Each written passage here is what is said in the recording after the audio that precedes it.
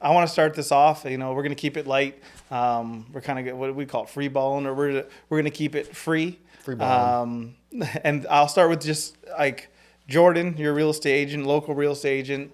Brad, real estate investor. I've known you both for a long time. I've worked with you, and you've been a part of like a lot of what I've been able to do outside of in real estate investing. But I just start off with Jordan, like introducing, where you're from and like what got you to this point. Yeah. So Jordan Lusu, I work for O'Brien Shores Realty right here in Riverside. It's a family-owned company. They've been there for about 40 years. I started as a realtor. I'm in my third year now. Previously, before that, born and raised Windsor, Essex County, sort of a couple different locations. Got a business degree right out of university. I started going into sales, business. Had a couple different jobs, and then I decided to get my real estate license, and haven't looked back since. And it's been an amazing experience so far, and it's something that I think I'm going to be in for a very long time to come. Nice. And what about you, Brad? Me, I'm a flipper, real estate investor. I've had a unique upbringing with starting many jobs. Started a roofing business, a landscaping business. Those went well, but then ultimately I fell into real estate. That's where most of the money came from, and most of my wealth was built there. So I'm really happy I transitioned out of those businesses and into the real estate business. So real estate was your first love. Real estate is my first love. Yeah, cool. So my name's Paul McAllister. I'm a real estate investor. And, you've been a part of my journey for real estate investing. I'm from Amherstburg, Ontario, born and raised. I went to school in Windsor for construction engineering and civil engineering. Right after I was done school, I went to Alberta, worked out in the Fort McMurray, largest like energy project in Canada for sure ever. I was there for 6 years, and I worked like 4,000 hours a year. So sometimes like when you guys see me working, like, what the hell is this guy doing? It's because I've worked, like, to me, 4,000 hours a year is normal. I used to sleep 4 hours a day. I used to go to work at like, 3 a.m., come home at 9 p.m. every freaking day. I worked 123 days straight doing that exact schedule. So that's what I bring. Like, you guys think I'm intense, but that's normal for me, and it's became normal. I think it comes from sports and being like really competitive. I know you're in sports and you're really, really good at hockey. But that competitive nature comes from sports for me. Other things I've done is like I worked in Toronto, managed a team of 22 for Eglinton Crosstown, which is like the largest transit project in our history. And then COVID happened, and I was able to come back to home, which is, Windsor and Essex County. And that's kind of like where I'm from, and that's got me to this point. So more recently, I joined LendCity as a mortgage agent. And so I'm still doing my real estate investing, mortgage agent, and also helping real estate investors, build portfolios. That's something that I'm trying to do as well. That's my introduction. Nice. So where do you want to go from there? I mean, like, where are you now? And like, what are you doing now? Like, tell me, like, what's day to day, I guess, for Jordan Lusu. A day to day. It starts out right now. It's really working with a number of buyers into the office every morning, and you're going through new listings, what's coming up on the market, sending them out to different types of clients, whatever kind of real estate they're looking for, right? And sort of talking about the properties and sending emails and texts and things like that. Really trying to set yourself up for later in the day or later in the week, and just book appointments and go back and forth sort of with clients, what they think about individual properties, and set them up and do showings. And that's sort of how I start my day. Yeah, yeah. Am I like the biggest pain in your butt? Because like you're my real estate agent. Paul has to be your biggest pain. So, just to give context, Jordan is my real estate agent. I don't think so. No. No, because I'm on you a lot. Like I'm sending you. I see a property and I was like, all right, Jordan, tell me the details. Like, and you're on me. You're back to me so quick. So I'm not the biggest pain in your butt. No, I mean, you asked things and questions like, what's a sale price on this home, or asking me like sort of appointments and some, how much traction is this property getting? Things that I'm interested in, and I'm already sort of looking at my phone or on my laptop. Like it's stuff that, I don't mind doing. As far as a client, a consumer, no, I would say you're pretty knowledgeable when it comes to real estate. You sort of know what you want. You're a decisive person. I'm just sort of there to help you with my resources and guide you. So it's nice you sort of think for yourself and are confident in your own decisions, and it's nice to be part of that and work with that. That feels good to hear, because I always think I'm the pain in the butt, because I'm always messaging and you're always like. So to me, like when I came back, I have a lot of friends I grew up with who are real estate agents, and like you sold me because you're fresh, your energy, and like that's how I started of giving you the business. But then like your professionalism is what really has helped us. We've done 3 deals. We've probably wrote, 5+, 7+ offers. But professionalism and your communication and your access that you give me. Mm-hmm. So you offer that access to all your clients. Like that's the... Yes. Yeah, most definitely. It's, I think it's sort of the biggest, one of the most important things that I can bring to the table, right? I don't have 20 or 40 years of experience in the real estate industry. So what I like to do and strive for is to give a very high level of service, right? And whether that's, communication, like you mentioned, like if you have a question or you're inquiring on a certain property, it's super important to get back to somebody in a timely manner, right? There's homes that are selling still in sometimes a day or 2 days, or even it's still 6 or 7 days. A large handful of real estate is very quick. Like the time on the market is quick. So it's very important to get back to your clients, answer their questions, look into the property, the history of it. Okay, like, is this something that's going to be right for you? And yeah, getting to the property is the next step, right? Because again, you don't know how quick something's going to sell. They can go early in those bully offers or the preemptives. What separates good realtors from bad realtors is the response time. So if you are working with a realtor right now, I would do a test on them, give them a text, and if they don't answer in the next 30 minutes, I would suggest looking for another realtor. Because things do move fast. Yeah, and you want someone that's there by your side constantly, because a house might pop up and you need to get on it right away. That is a good test. I guess the only thing that I would say is like when I get in a message, it's a priority to Jordan's gonna get fired now by 10 people, right? One of the things, like I said, it's the level of service that I can bring. I am a young individual. I don't have a big family or children. I'm in a position where I can make a lot of sacrifices, cancel events or plans or things that I might, want to do if I had the free time. And it's very important for me to put my career and my work first, because I'm in a position to be able to do that, right? If it's, I'm willing, I would guarantee that I'm always going to get back to somebody within a short amount of time, whether it's 30 minutes, an hour, or a couple hours, right? There's a couple of times where if it's, I got to leave my phone at home and I want to go take the dog for a walk just to get some peace of mind and sort of, gather myself. Or if it's, playing sports or playing hockey, I'm not going to have my phone on me for an hour or 2 hours.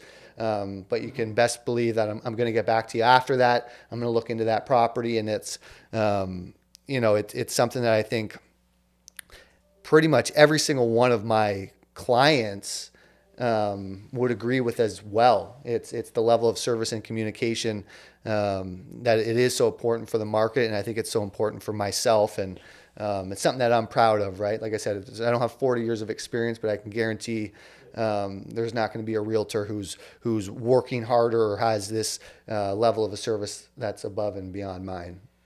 Yeah, so I think you hit some key points for me there. One, even if you can't get back to me, like you've trained me of how to kind of communicate. Like if it's urgent, I'll start the message by saying like, this is urgent, and he's going to get back to me quick. If it's not, get back to me when you can. So, cause I know I respect that you have a life and you have other clients, but like if I say urgent, Jordan, it's coming quick. And it's funny that you say about how quick these deals go, because I think we've done 3 of those deals, and every single deal has been a 7-day deal, from Simcoe. From the first time, we seen it to, and it was, I don't know, 5 offers or whatever it was on there. But that was 7 days. And then, our next George, that was like 10 days because of a little, delay from the other side. Oh, right. Remember, he delayed from the other side. But then the third one was still 7 days. And most people, when they say, wow, you got this Texas road property or you got this acreage, they're like, we didn't even see this come on the market. And I was like, yeah, most people didn't see this come on. You're really active too. Yeah. Which is really nice when you have clients that are like, looking on realtor.ca, or I set them up on my software and like they're getting listings every day and they're active, right? Like it's hard to, I do look at all the new listings and sales every day. But when you have a client that's motivated too and you put your heads together, it just makes the process way nicer, right? For that software, it's amazing because like it comes at 8 o'clock. I don't usually look at the realtor actually until 12 because when it updates, and then I get another email from you at 6. So I'm getting a couple emails and I'm looking at those emails and they are so much valuable. Like they're so valuable to me. I think you're the same way. Like you used to be a realtor every single day. Do you think, or like where are you now? I think, or where were you and then where are you now for how much you actually are looking for properties? Well, I just had a baby a couple months ago, so I did take a couple months where I didn't constantly look at properties, but had some other priorities. Had other priorities, but like you both are saying, it's a relationship. So when you're working together and you identify what you want, and when you're going to purchase, and he's working with you, it's magic. So it makes the process a lot better. I think people that want to just buy real estate and wait for their realtor and let the realtor run all the numbers, it's not going to get you where you need to be as fast as you want to probably get there. Mm-hmm. So you working together with your realtor, it's going to make everything possible a lot faster. Yeah, I would say it's impossible to see, every new listing that comes up like every single day. It's good to have, someone else looking, and you're basically in a relationship. You're open, your communication's open. You're talking about ideas. You're looking at properties, benefits, negatives, and you're trying to match the property for sure with the investor. One thing that I wanted to say was we just talked about that software a little bit. Like one thing that I like to do for all my clients, and you mentioned you're getting a couple emails, so I can set up. It's an automatic email. It's a software through the board. And it will, there's certain criteria, right? Okay, so you want only this location, or you want, only Amherstburg, LaSalle, and maybe some parts of, South Windsor, whatever it is, only in this area. You can select that criteria. Okay, well, I need 3 bedrooms, and I would like, 2 bathrooms or whatever it is, or I need a garage to park stuff, or it's like, okay, Paul only wants to look at multifamily properties. Whole bunch of different criteria I can select off, send it directly to you with the new listings every day. It's a really great way to sort of shop and look at real estate, and it's a service that I love providing for, clients or people who are sort of in the market but just looking for a specific property, right? Because again, like things are going to sell in 7 days. I need something that has a big pole barn, or it's got to have an acre. It's hard to stay on top of that as, just a person who has a lot going on, right? For sure. I think we've had multiple times where it's like, all right, I'm looking for a family house. I'm also looking for an investment, and I have what I like. I like my detached garages. I like my converting. And like I'll have multiple listings coming on. And if I were to have to look through Realtor and look for them, it is hard. Mm-hmm. So like this software, I can attest to it. It really does help kind of get you focused, and then you just keep going from there. But I mean, that software's been done well for me. Have you like had experience with, how many agents have you used so far? I've only used 2 agents. I use John Diab. He always answers my phone calls. I would highly suggest Jordan and John Diab, always working for me, so I appreciate that. But I also do a lot of other things, driving for dollars sometimes. I allocate a little bit where I'll just drive around, see if there's any off-market listings, because that's how I did get my first deal and made about $80,000 just driving through the streets. So I think there's creative ways, and just waiting for someone to provide you with a home is there's other avenues.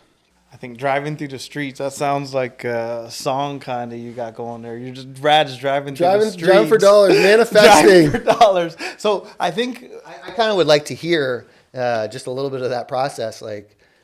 It's very basic. It's very basic. Like just went knocking on the door and it made sense. I think I have a couple things here. Is like, one, tell us about your first deal was going to be, I think, something I wanted to get out of this. So like, tell us about that first deal and tell us about that. What made you want to drive for dollars and, in Windsor, like, were you just doing, was it only Windsor? Like, yeah, I think, working jobs and starting a business and just the hardships of all that, and just, you're making money and then you're paying out expenses. And then at the end, you're not getting as much as you want in the bank for yourself. So I think it was just more of a frustration where, I had this goal of mine as I wanted to save $100,000. That was like my first goal. And I just think I was working my tail off, business, with the roofing business. And then it wasn't paying enough where I was just, my father-in-law, he's always bought houses. So I seen how much money he was making. So I was always just driving around the university. I live near the university. And I really wanted to get into real estate. So I was just driving through, I drove down Lena, all the places near the university. But that was my first deal, was Lena is my forever love. I was just looking around, looking for sale signs. And I just happened to take a peek to the left. And there was a first sale by owner. Nice. In the window, so it wasn't even on the lawn, and ended up calling Lino. That was his name. Lino and Lena. And we made a deal. We bickered he wanted $75,000. I said I wanted $67,000, and he ended up talking to his mom, and that's who owned the house, and they ended up giving it to me for $67,000, which was just. I was ecstatic. So what year, that was 2014, I think. 2014, 2015, right there. If we could go back to 2014 Oh with my. 67,000, oh my goodness. That makes me excited. It was life-changing because I just flipped it and sold it and put 80 how long right did in it the take you pocket. to flip it? It took 90 days. Oh my gosh. And like, That's pretty quick. yeah, he's done we'll get into it more of how quick you're doing them very quick. So like, how did your first one you did in 90 days? So what was, I guess, how did you do that? Like, did you know people? Like, did you do the work yourself? Fortunately, I paired up with my father-in-law, who was a veteran. Mm-hmm. So he definitely guided me. But you have to stand firm on a vision. Everyone wants to redo everything. They want to redo bathrooms, kitchens. Everyone wants to spend money that's not theirs. So it's my own money. And we had a goal. I wanted to make, 50 to 80,000 on this one. I ended up working out really well. So we did the floors, paint. We ended up redoing the bathroom though. Okay. Left the kitchen, just painted the cupboards, and I sold it. I sold it privately. I don't even suggest selling it privately anymore. I do like working with realtors, but for that first deal, I did do it privately. For sure. I think it's cool. Like when we go through our stories, we've all learned so much through our experience, right? Like there's so many things I will never do that, when we get into things that I've done, but I probably would suggest not doing it. Right? Like it's just, you need those experiences and mistakes. Mm-hmm. Mistakes are good. It's nice having like your father-in-law, a veteran, someone who can support you and sort of has gone through the process, right? It's true. It's true. And every property has a certain characteristics, and it's a certain it's not the same. That's all I have to say. So you have to go in with your vision. You have to buy your property with your vision. Know what you want. Know how much you want to make, or if you want to rent it out and for how much, and then it goes from there. No, I don't feel like every property's etched in stone. Like it's not the same. You know, sometimes you're redoing a bathroom, sometimes you're not. Sometimes you're redoing this, but you're. Does that make sense? For sure. And you're gonna have different buyers for those different types of real estate, whatever you have in there. So I think I like the word you said, vision, right? Because like I think that I have a competitive edge against people when we're bidding on properties because of the vision, right? So like Simcoe, was the first. Well, let's say it was my fourth purchase, but first with you, first in recent history, and like when people looked at that property, they seen a single family home. And they're like, oh, what was it, $399 or no, $199, whatever it was. And they were like, oh, that's a single family home. So they're running their numbers like, can I afford it, and blah blah blah. And I'm just like, I walked in there and the footprint was so big, and the basement had above ground windows, and I'm like, shoot, here's a 3-bedroom upstairs. There's 2 bedrooms that possibly could be. I love possibilities or opportunity costs. So I knew that I could do a 3rd bedroom downstairs if I wanted. And in Amherstburg, a mother-in-law suite is easy to get. It's not like it's not hard. There's not a lot of barriers there. So like boom, upper, that's 3, down, and then I seen that garage and I was like, oof, that garage looks like it could be a unit. So in my head I'm like, well, I know where rents are right now. And I'm just like, especially Amherstburg, it's a little bit higher than Windsor. And like, I knew where rent was, and I'm like, ooh, there's $5,000 in rent or whatever it is. Mm-hmm. And that vision allowed me to, I never thought in my life I would spend over $100,000 over asking price. And, that was the season, that was the, things happening in that day. And, when I wrote that number down, remember, I think I wrote down a number and I actually changed it last second, another $20,000, I think, higher. And, I'm over $100,000 asking. And like, I did that with confidence because of the vision. Right. If I didn't have the vision, I wouldn't have been able to do that. And it was luckily that we were successful. It was in a competitive situation. There was at least one other offer, maybe 2 other offers. Yeah.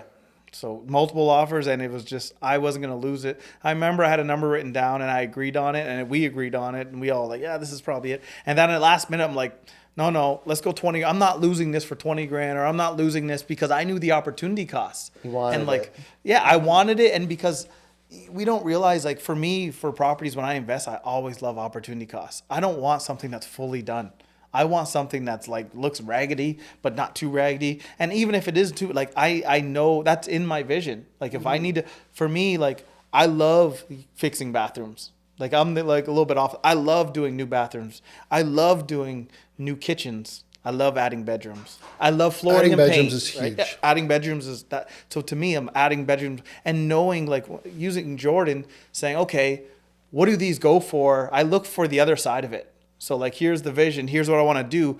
I need to see where are we at? What does the market say? And then if I do all these things, where does the market say? So I know how much value am I going to increase. And so when I start running numbers on this particular property, I'm like, well, shoot, I can spend $100,000 and I know it's going to be worth, say, $250,000 more, Mm-hmm. And for me, like, and this is before I was a mortgage agent, and this is one of the reasons I got into it, is because I had to learn about money. And so like I got in there, I did my renovations, I rented it out, I did everything I needed to do. I refinanced. I pulled all that money I spent and more out. And that's what actually allowed me to keep going and putting into more properties. But when I put money in, I'm taking that money out, and I know when I'm taking that money out. And sometimes there's challenges and barriers and roadblocks, but I know that I'm going to be a bull and I'm going to go through it, or I'm going to go around it, or I'm going to go above, whatever I got to do. I'll tunnel. Like whatever I got to do, I'm going to get through it. And that's, I think, so the vision, having the vision is like to me the key to real estate investing. It is essential, because I think humans, we're always looking at the negatives. We're looking at worst case. We're looking at the worst case scenario, and we're missing out on the opportunities. So when I'm walking into a place and it looks like trash, your vision, you have to be realistic too. But yeah, you're adding a bedroom. You're looking at the opportunity. You're not looking at all the negatives, because you could be missing out on a gold mine. That's huge. I think having the vision is tough. It Like, is. It really is. Like, it's not something that, like, you know, I guess you just have. Like, I struggle sometimes, like, yeah, going in there at Simcoe, Paul's got all these ideas and, like, Does he get the highest rents too? Paul gets high prices. I don't know where he gets these people from, but yeah, it's kind of miraculous. Like, I don't, like I said, like, it's tough to sort of have that vision.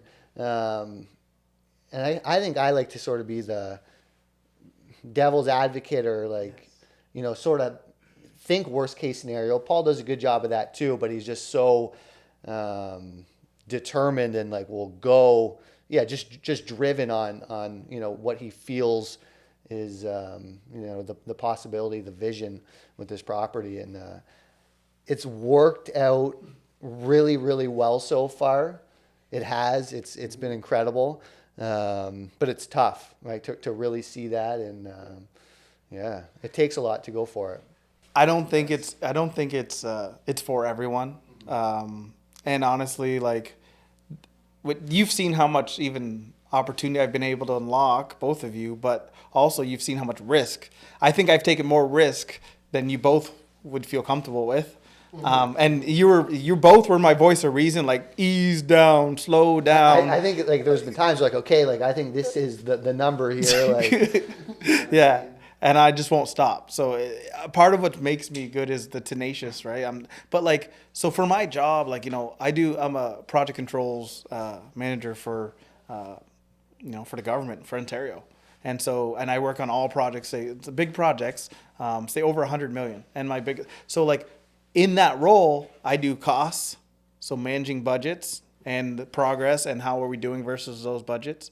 I manage schedule, meaning how are we doing and what are we doing and what's going wrong and where are we deviating. And then risk. So risk management is, I have a risk team. I manage 22 people in these teams, and risk is identifying the risk. It's okay that there's risk there. So a lot of people like, oh, I don't like that bathroom. I don't like this. Or what about water?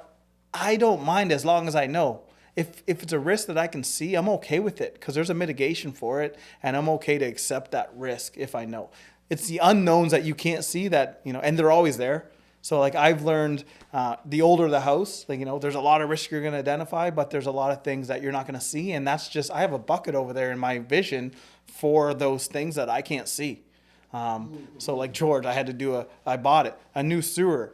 I needed to do it, whatever. I do it now or I do it later. When I invest, I look at 10 years at a time. So I do long-term rentals for the most part right now. And, like, I'm looking at, I want to upgrade this property. I want to put the new bathroom in there.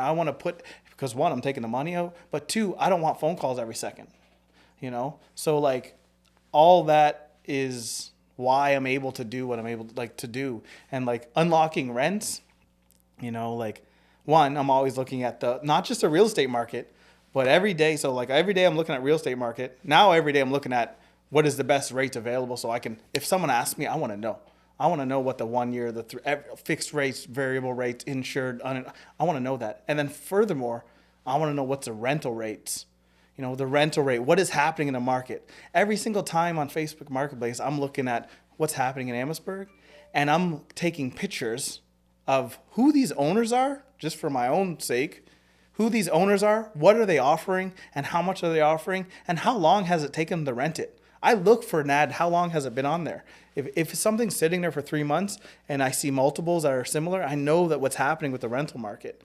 I feel like there's no, like, where do you go to understand rental market? To me, it's Facebook Marketplace, it's Kijiji, but I'm taking notes every day of how, like, those types of things.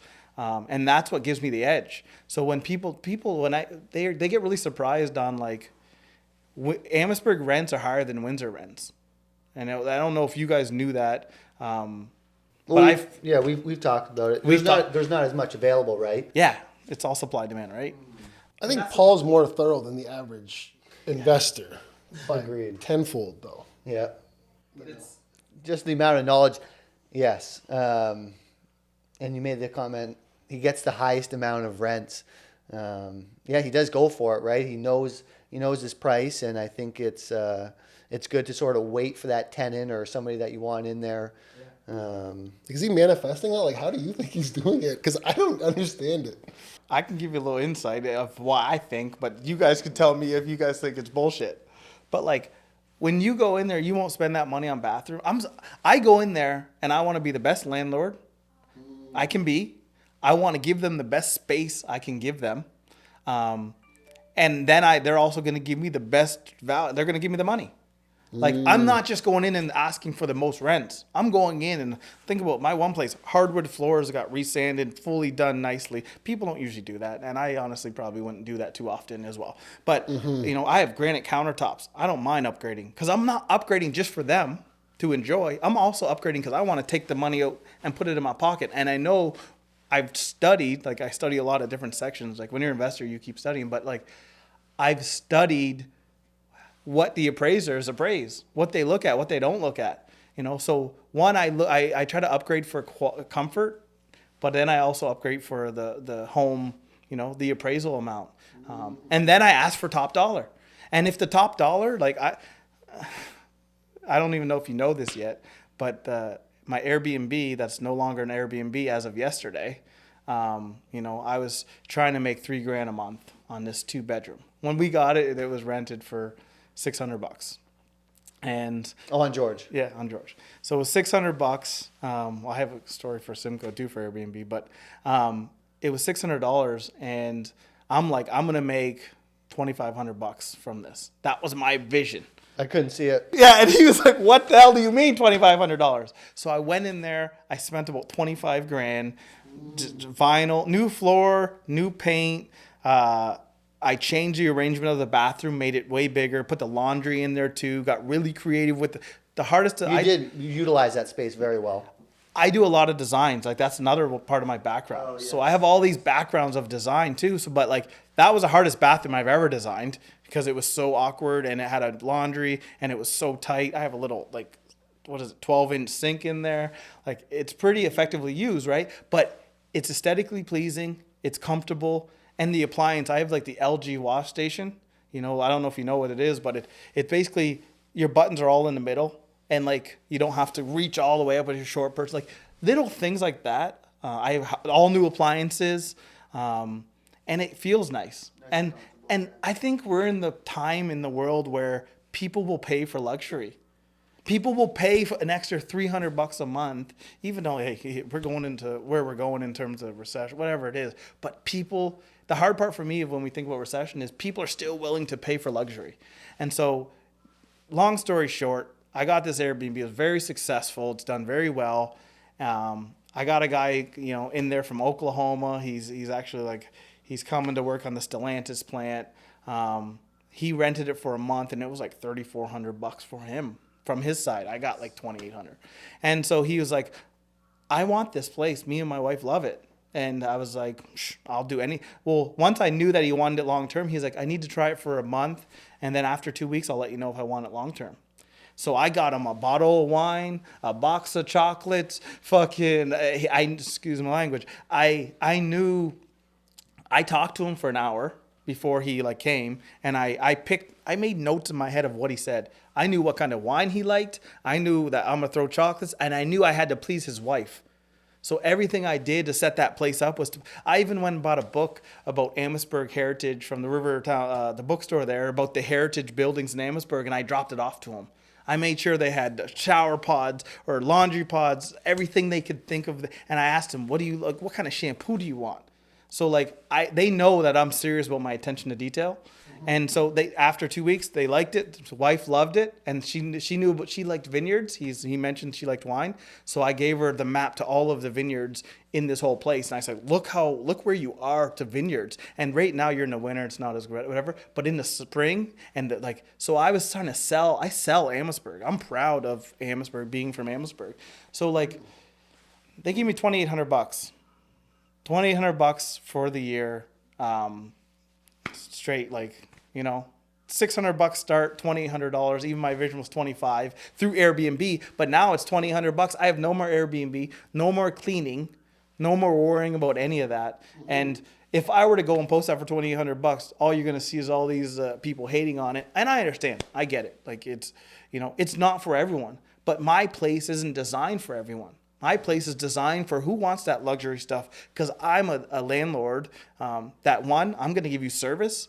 I'm going to be really responsive, and I'm going to try to make the space whatever you want. I'm willing to change. Like, oh, this, you don't like it? I'm willing to change it and spend the money. That's why, like, I'm not just taking 28 and putting it in my pocket. You know, they have a dog, they want a backyard, I'm going to invest in it. So that's kind of some of my secrets. Yeah. You guys tell me what you It's a good way to approach things, right? Like giving a certain level of service.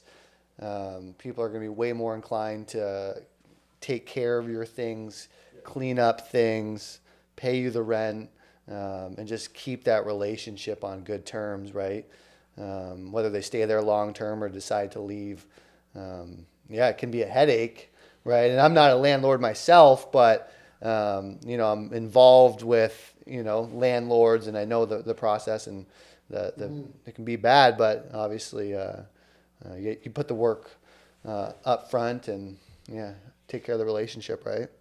For sure. I think there's always a catch when you hear someone getting $2,800 for a 2-bedroom that's smaller than this room right here, literally. There's always something more to it. There's a catch. If you want to be a successful Airbnb host, a super host will do what you do. Yeah, well, They will go over the top, make sure you're taken care of. And I think that's just life in general. Successful real estate agents, investors, you're going over the top. yeah, You take care of your people, you take care of your vision, and you need to take it seriously, because if you don't, then you'll probably have mediocre results and probably lose a lot of money. Real estate is a game where you can make a lot of money, but you can lose a lot of money fast. for sure. And it's based on, like, I was actually going to bring earlier about, like, getting a coach and, like, would you advise that? We'll go there later, but, like, I try to bring that same energy for sports, for being a landlord, and being a mortgage agent. Like, I love the deal. That's why, like, you guys both know I love the deal. I love to chase it. I love to chase it for me. I love to chase it for others. But like, that energy is what I think you said something about. Does it attract? Like, that's why I attract what I attract, in my belief. Manifesting. Yeah, manifesting it, but it's like, because that's what I require. Like, when I go through with the tenants, I do I don't know if you do that. Like, I want to ask you a little bit about how you deal with your tenants, but I do a pre-inspection where, I have a checklist, and I go through with a video, and I make a video with them, and I say, we're going to make a video, and I say the date, and we go through, and I say, I want to make sure I'm protecting you, because Jordan taught me this one. I want to make sure that I'm protecting you with this video. It's not for me. It's for us. So we're on the same page. If there's any damages, any marks. And so with that video, and right when they sign the checklist, we sign every single page of the checklist, and we know everything that's said there. And then we have, beyond that, we have a video backup as well. I send them a copy right away within 24 hours, and I send them that video within 24 hours. So they have a copy, I have a copy. And then what happens on post-inspection? I have a checklist that's actually attached there that is post-inspection. Like, there's another column, and we go through it again, and we do another video. And so if it avoids conflict, right? That's so smart. If you can solve 80% of the problems with Agreed. that. Because you don't have to talk to the tenant if it is messed up, because you could just, it's on paper. Reflect back to this, and it just goes through the landlord tenant board, and that's it. You don't have to bicker. And that's the biggest thing, is people get caught not doing the move-in inspections, or they inherit, they buy a property that has a 10, 15-year tenant in there, and then they're trying to get them out. But if you're moving new tenants in and doing that video, I feel like you're going to be a successful investor. I think, like, let's switch there. I think because you're getting into property management, or you're in property management, you have experience, and you've been through these situations where you've been dealing. What's the worst I think you've seen, or like your biggest challenge you've had in terms of property management, or even with a tenant? It's such a broad question. There's just professional courtesy. There's professional just scum tenants. I don't know how to say the word, but they just know the rules, and those are the most difficult. They know all the wording, they know everything, just the system. And then a year goes by, and then when they do get kicked out, you can't draw blood from a stone. So the landlord never gets paid. Mm-hmm. So that's probably the most difficult. But I think if you're being thorough and doing your move-in video inspections, you're set. Like, you're not set because you can't guarantee they're going to take care of the house, but right there, you're on the same page. You're building that relationship. They know what the condition of the house looks like, and then it starts off. It's a nice start to the relationship. I think it's. I didn't really answer the question. I'm sorry, No, fine. We're fine. The most scummiest thing was there was a legal basement and there was just crap, and I'm talking human feces everywhere.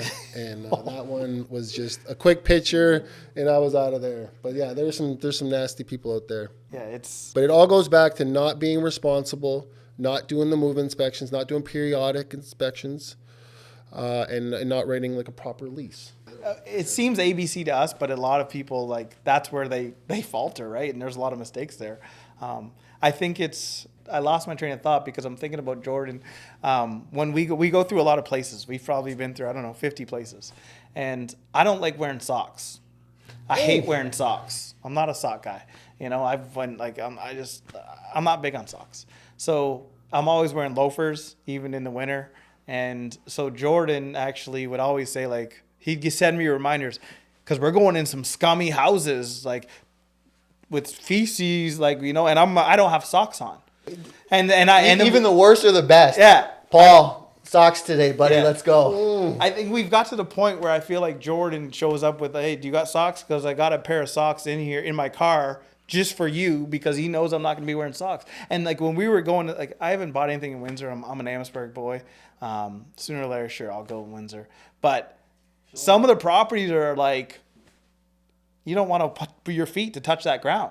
No. And I also don't want to walk through somebody's house personally with my shoes on, because I don't want someone standing going through there mine. and looking at you. Yeah, and it's not cool. But I one thing I will appreciate is like the reminders to wear socks, bringing me a pair of socks, knowing that I'm not gonna have socks on. So like one thing, when you're going out looking for houses, wear socks is a good.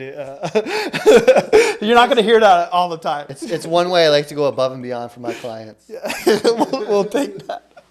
But it just brought up like because the feces and. It's in Windsor. There's a third world, like they're living. It's terrible. Some people, it's bad. It's very bad. I find when I renovate everything and I do everything, I don't have to worry about my place looking like that. At least that's what I hope, and that's my goal.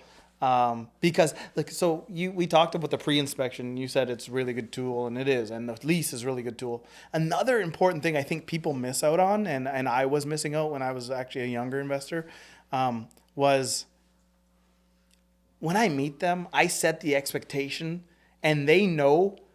I'm showing them we've done this renovation, we've done this. I'm taking pride in my property, and I want them to know that I have pride in the property. Mm-hmm. I want them to know that like I care about you and I care about this property, and I hope that transcends to them treating my property well, right? We all focus on credit checks, employment, but the biggest check for a tenant is the a-hole check. If you are an a-hole and you can't communicate with that person, it's an instant no. And that is why I've never missed a payment in 7 years, because you need to pass the a-hole check. Because how can we work out something if I can't talk to you and everything is, I'm busy, or you're avoiding me? Especially in today's day and age, right? Yeah. You have your cell phone, you got your messaging apps, you can get a hold of somebody, you can call somebody, you have the decency. Like, nobody's that busy. Yeah, well, to me, there is no too busy. And, like, I always hear, like, my team, I've had a team of 22, and, like, I'm not too busy because... And you're the busiest person I know, right? Like, well, the big thing is this. Too busy just means that you're not a priority. So I see busyness related to priorities. I'm too busy not to eat healthy. That just means that is not a priority. You have other priorities on top of that. I'm too busy to go out tonight, baby, or to your girl. It's because there's a priority thing there, right? Like, and same thing with clients. So like, to me, that's why, like you said it, like real estate agent, real estate investor, mortgage agent, like everything goes around communication and priorities. And that's why, like, I love us being like, I choose who I want to work with. Like, I want to work with other investors. I want to work with agents who are going to communicate with me, who are around the same age. Hey, I don't hate on old or young, because I love young and fierce, because that's how I feel deep in my heart. Mm-hmm. But a part of this game for me is I want to work. It's who I work with, and who being able to definitely. build relationships, grow relationships. That's the best part to me of real estate investing and even the mortgage game. And even with the tenant, you want to be working with a good tenant. A person like right now, 2 days ago, the stove blew. What do you mean blue? Like the burner blew up. Okay, Like okay. it didn't blow up. I'm saying the heating coil is not functioning. Yeah. I asked her for a picture with the model number. She sends it back to me in 5 minutes.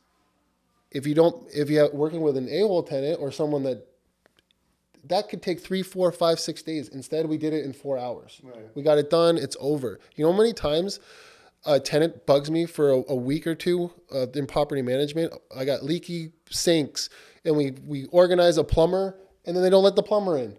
And then you pay $75 to the plumber, and then you try to get him in the next day, and they don't let it come in. But then they call me and say the water's still leaking.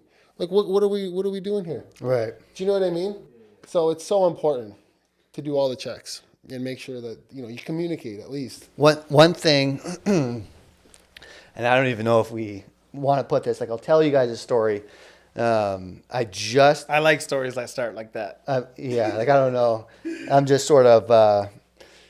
Like I always put a lot of pressure on myself. Like it's a bad situation representing a landlord trying to put their property up for lease. And like I always sort of try to take responsibility. What should I have done differently? I should have done this.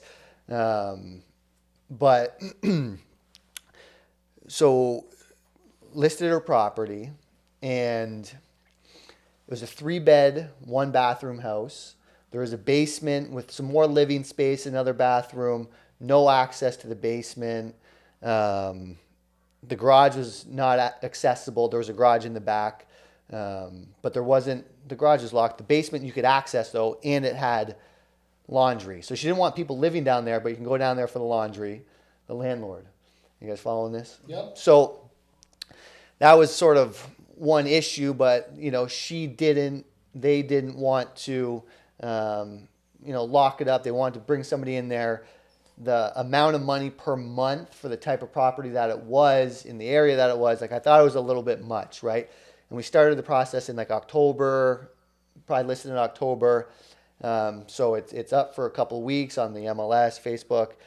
We get some people coming through, don't want it, fill out an application, don't want it, don't send in the deposit. So finally it's like, we're getting close to the new year. Christmas, okay, people come in, it was like December, okay, we want it, fill out the application. My responsibility as a representative, show the property, market the property, handle all sorts of like gathering documents, going through the checklist, bringing that, doing all that groundwork for the homeowner who wasn't around, right? And she or they would respect my opinion. Anyways, so we get all this stuff. They weren't A+ tenants. There's 2 adults with 1 kid and some other stepchildren, but both of them are working. A car payment, not a great credit score, but 2 working adults who were paying the same amount of monthly rent at a different place. They wanted to move closer to the daughter's school and work and stuff. So they got all kinds of great, reasons to want to go there. Like I said, not A+ tenants, but decent enough people, right? And I gather all this information. She decides, okay, she didn't want to accept it right away. We kept showing it. Okay, finally, we're going to accept these people. They want to move in January 1st. January 1st is whatever it was. It was like a Saturday or Sunday. It's right after it's New Year's. It's Christmas. The weather was bad. There's all kinds of logistical issues moving there, bringing stuff over there, getting internet set up, utilities, whole bunch of issues. But throughout like the month, they didn't have $4,000 up front, first and last month's rent. We have this much now, and we're gonna get paid again. We need money for Christmas gifts, right? And it's like you feel for people. It's a tough time of the year, but they're both working. You should be able to get it. So it was a story of, okay, this much is coming in. $2,000. Okay, we only got 1,700. We pay the next 300 in a couple of days. The next $2,000 is coming in just before, Christmas or whatever it was, the 25th. Only got 1,000. We're going to pay another 700. It was like, increments, not great behavior that you want to see off the start, right? And it's like I'm telling her the whole time, this is what's happening. They're handing in the money to me or my company's trust account. We hold all that, right? You know the process. So it was sort of not great signs, not great behavior, but it was like the landlord wishes, like, okay, like, let's just keep going with it. They asked to move in a day or two early. It was like 2 days early to get the truck over there. They needed internet, utilities set up. So that's what they did. They only handed in like 34, not the whole $4,000. They get in there, their phones aren't working, whether they didn't pay their phone bill, there's not good communication. They're not reaching out to me, even though they have my Facebook, my company's number, my cell phone number. And it's like, just because your phone's not working or whatever it is, like you can get a hold of somebody, right? And it just ended up being like they got in the house, not paying the full deposit. The landlord made the decision like it was, okay, like I don't want these people anymore, after going through like a month and a half of knowing like sort of like the behavior, what's happening, like everything's recorded, but it came down to her like threatening me and my company. And it was like, you need to get these people out of there. And it's like, I'm not a landlord. I'm not a property manager. I'm a realtor who is marketing your property. And I did, the work to get these people. These are the people that wanted your house. These are the people that you wanted. Collected all these documents. Like, you know who they are. Calling their old landlord. You know what I mean? Like, took all these steps that I thought was the right thing. Giving the keys over to these people. She wasn't in town. She owns a property here, but was out of town. And it's like, I did all these things. Now she wants these people out of their house because they haven't paid. Now you're trying to evict people, property damage, all this stuff. And I'm like thinking like, should I have ever given these keys? Should I have told her, no, don't do this? You know what I mean? Because I wasn't in a position. You want to think the best of people. And they made efforts to give over the writing money. was on the wall. It was, right? In hindsight. But it's like, this is who wants your property. This is who you want in there. Who am I to say, get these people out of there? You need to get rid of these people. You know what I mean? Like, this is... To me, like, there's red flags, and I would be calling those red flags, like, because I don't expect you're doing your diligence, and you're very diligent, and that's one of your key assets. But there's red flags that I need to know as an investor. And one thing I know as an investor is I like to keep all my properties really tight. My two properties back onto each other, and then I'm 10 minutes away. I don't want properties that are hours and hours, and I don't know where this lady's from. Other provinces. That's the reason. Like one, you have an agent that helps you get it rented, sure, but there needs to be, if you're out of province, you need a property manager or you need boots on the ground of some kind. It can't just be up to one professional to do a lot of times I hear these stories that, investors think that realtors are, they're at their command. Like, you have a certain scope. I do, and there's a certain liability. Like, I tried to do everything I possibly could, went above and beyond, and it comes to a certain point, like, okay, you don't want these people in the house. Like, I'm not the police. I'm not going to evict them. I can't do that stuff. You know what I mean? Like, I think it leads me to a good point of, like, one of my focuses going forward is to be a, turnkey investor. I always have that, I've talked a lot about with both what that means, because I want to offer that to people. So like their client, I want to know that client. I want to know those people from I other should have set him up with Turnkey McAllister. There you go. Turnkey McAllister. It's something that I have because like I want to work with people that want to build, 3+, 5+, a portfolio in real estate. And I call it turnkey because I'm offering the service to find the property. Well, one, before finding the property, develop a strategy of what kind of portfolio we're going to build, find properties that fit that strategy, get the real estate agent and the professionals like you involved, get the mortgage, deal with the money for you, deal with the vision. Then that's the hardest thing, I want you to just give me your money, let me build your portfolio, and you're going to get a quarterly report.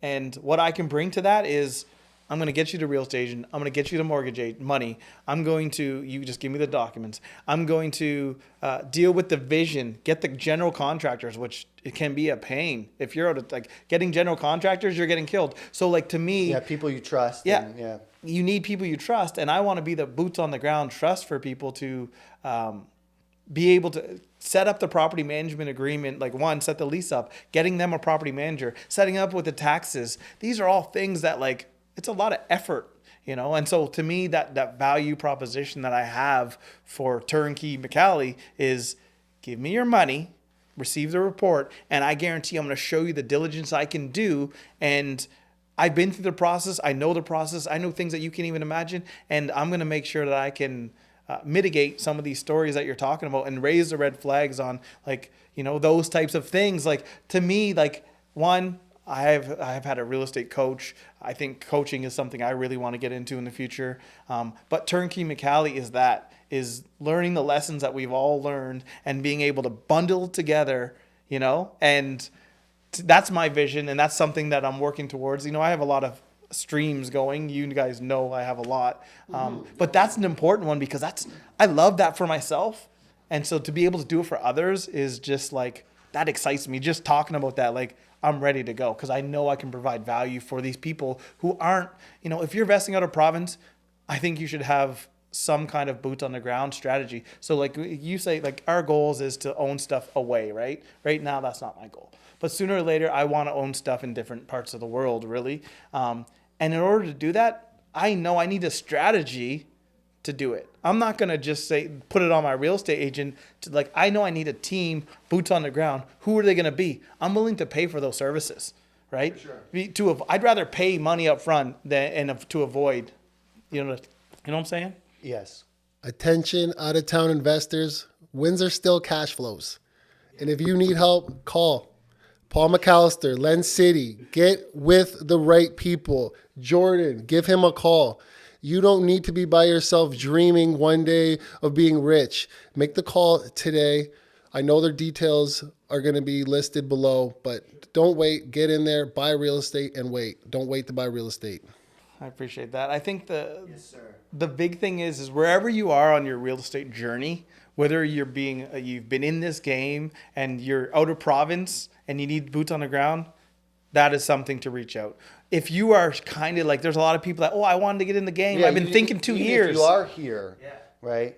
But no, that's what I mean. It's all levels. Like, to me, I want to say here is, like, there's a lot of levels of real estate. You have the investors who are far away. There's people who are here who's been in the game, who's killing it. I want to add value to that team, and I want to show you how I can add value. Just give me the chance. But then there's people who they've bought maybe one house and they had a good experience or a bad experience. Maybe that's where you are in your real estate journey, or you haven't bought anything. Regardless, reach out and there's not a pitch, but there's value that we can all add depending where you are in your real estate journey. And that's the diversity of where you are is a lot of people just keep putting it off though. Like, I talked to a lot of people that said, I wanted to start 3 years ago or 5 years. Those people that said, I want to start 5 years ago, but they just haven't pulled the trigger. Imagine what you would have done if you would have pulled the trigger. Even if you missed your target, you still shot, you still learn how to shoot. You gain, that trigger muscle, because that's a muscle. You're able to pull that trigger for the next things, right? Yeah, you understand. Just reaching out, wondering about, whether it's types of the mortgage or interest rates or how to buy a property, where to start, whether it's from a first-time buyer who I love working with and I love the grind, going to properties and finding something that they want, an experienced investor looking to flip something or looking for a multi-family unit. My level of service, communication, whether you're a first-time buyer, an investor, or someone looking to downsize or selling a property family. I love proving myself and taking care of clients and bringing, value to, their business and handling their real estate needs.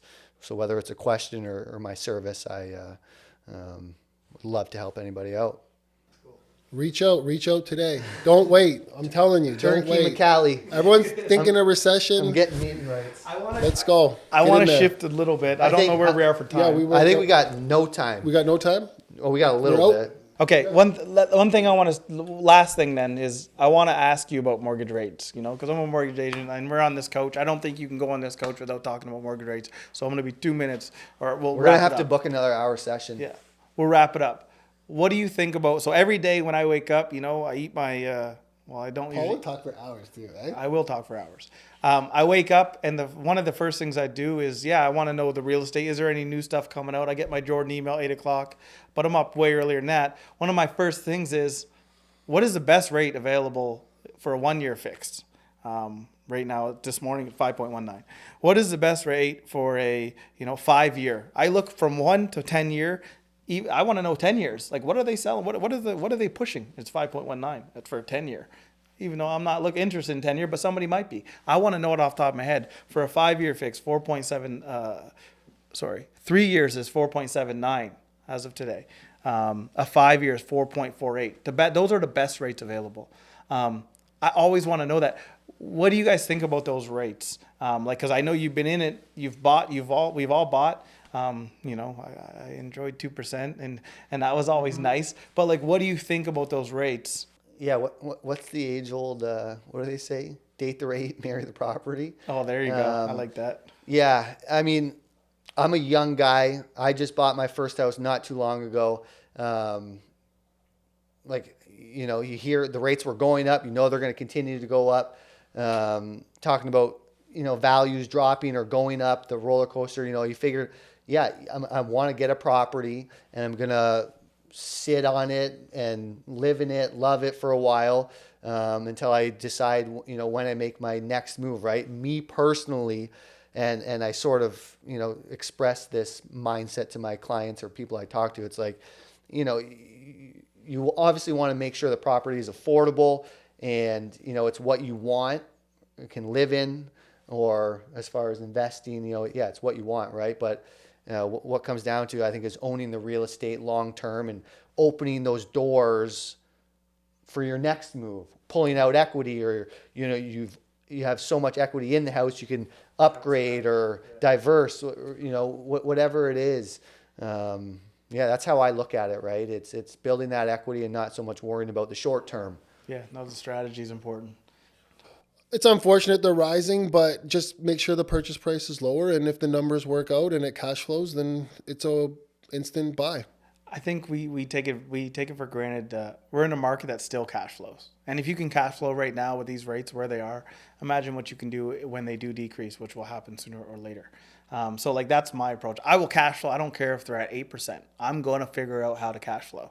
Because I'm not gonna. That's what I want. And then when they go down, imagine what kind of cash flow is there. So to wrap this up, any closing statements or any closing remarks? What's the future for Jordan? I guess. What's the near term? What do you have going? What's your big end with where we're going, or anything you want to say? Where am I going? I'm just going to continue to focus on my individual clients and customers and network on a daily basis or a transaction to transaction basis. Really trying to solidify myself as a hardworking professional who consistently delivers a level of service and communication, and really try to grow a reputation and a brand based off of that. And as far as, you do that for a couple of years down the road, having a team or working with others. I'm an independent realtor right now, but the idea of, managing or being a broker of record and guiding others and growing my business so much where, I need help from other people that are, like-minded and treat their customers the same way and have those same values, I think would be special, right? Like me. I was going to say like me. There you go. Well, I'm going to Cancun next week, so boy. that's where I'm going. Nice. But no, I'm in the process of building ADU. It starts in about 60 days or so. I just got the permits. I'm actually getting my real estate license too, and probably within the next 50 days. So a lot of exciting things going on, and just if a deal happens, I never hesitate to buy it. I always just laugh because I always dress so bummy, but I'm always, ready down to throw 80, 100K on a down payment. But so never judge it by a book by its cover. Yeah, exciting future, and that's it really. No, it's good. I think I won't take a car payment. That's one of the things, right? I don't care what I drive. Never I will had a not car take- payment. yeah, I don't even have mortgage payment. I don't want no car payment, man.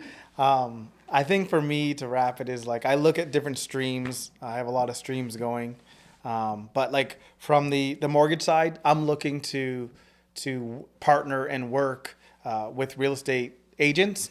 Meaning I want them to be able to rely on me, and what I think I bring is communication. I'm really serious about communication. So, like you sending me a client, I'm going to communicate with you. I'm going to communicate with your client. I'm going to keep everybody. If it's a live deal, I'm on it, right? So I'm looking to partner and with more real estate agents. That's one of my focuses. Also for actual just clients looking to get into, or even thinking about getting into properties. I want to prove myself to them. I'm young in the game, but like I'm tenacious. And so I want to bring my real estate kind of my investor mind to them. And I also want to bring all of my experience from all these other buckets to give to my clients. So I think that's one of my unique value propositions for them. So that's the mortgage side. From the real estate investment side, I've taken a little pause, as you may know, actually since August. So that's a pause for me of not actively going. I still think not viewing houses, still messaging me and every keeping day. in Yeah, I'm touch still with messaging. But for real estate in my future, I think it's still multifamily. I like long-term rentals. I just mixed in a little hybrids with Airbnbs and stuff. But like, I'm still gonna go one more of those this year to let you know. But then in the next 5 years, I see myself going into commercial, and that's what I'm trying to position myself for that. And then from turnkey McAllister, to me, that's a whole different person. I'm looking to partner with real estate investors who want to build portfolios strategically, hands off. Let me do my thing. Let me keep you in the loop. Let me give you your quarterly report. And that is like, that's a true passion. And I think it's one of my reasons I got into mortgages, because I can help with that as well. So like those are my three strings. I got the mortgage side, I got the real estate investing for myself, but then turnkey McAllister, which is coming very soon, doing it for others. Because I didn't get into mortgage game. I don't care about the money thing. And that's all the stuff we care about money, yes, to a certain degree, but I don't that doesn't drive me. The deals drive me. Working with relationships and building relationships with people, that drives me. And I think that's what I'm going to continue to do. And that's where I'm working. So, that's all I got. Thanks for coming. Good. I really appreciate it. We're in the LendCity studio. So I appreciate them letting us use this. Really cool. LendCity. And I think one piece of advice I'd give for the viewers is reach out if you have questions. We want to hear what kind of things you want to see in this type of form. We will have conversations, just general conversations with you. There's a lot of tools available to you that we can guide you. The Canadian Real Estate Network. There's so much tools that we have that we can give you and point you in the right direction depending on your goals. So I would encourage that. Other than that, I think we're good. Yep. Yeah. Thank you. Thanks for having me. Good job, guys.